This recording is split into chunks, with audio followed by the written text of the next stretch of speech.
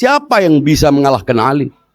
Siapa yang bisa mengalahkan Fatimah Zahra? Yang karena itu Nabi tidak hanya menghormatinya sebagai seorang putri, tapi menghormatinya sebagai seorang wanita.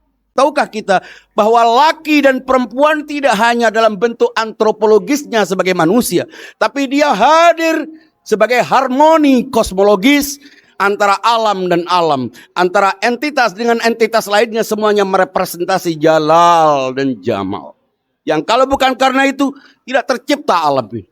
Kalau tidak karena itu tidak ada laut berdebur, angin berhembus, daun bergesekan. Dan semuanya yang muncul di alam ini adalah sintesa dari sebuah harmoni antara jalal dan jamal.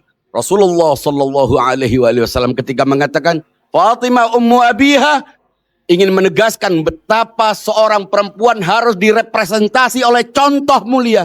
Kasihan mereka yang memuji Nabi, menghormati Nabi, namun tidak punya contoh bagi seorang wanita. Mengapa? Nabi terlalu besar cahayanya. Ia adalah cahaya pertama yang memancarkan cahaya setelahnya. Dan cahaya itu direpresentasi oleh wanita dan pria. Direpresentasi oleh Ali bin Abi Thalib yang merupakan contoh dari sebuah ketangguhan.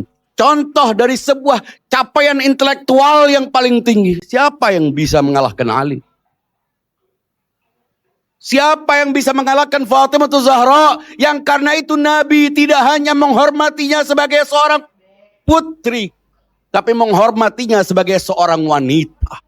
Dia adalah potret ideal seorang wanita. Yang karena itu Rasulullah pun mencium tangannya. Rasulullah menghadiri, mendatangi, menghampiri. Setiap kali wahyu menghampirinya. Sampai sahabat bertanya.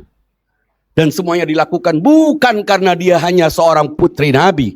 Seorang ayah yang mulia, yang sempurna. Pastilah mencintai, menyayangi anaknya. Tapi karena ia adalah entitas yang hadir untuk menyempurnakan misi Rasulullah. Dalam bentuk sebuah contoh ideal. Bagaimana seorang wanita. Dan itu direpresentasi oleh Fatimah Zahra.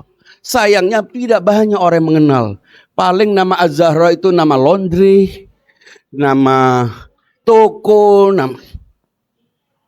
Mengapa? Karena mereka tidak mengenalnya.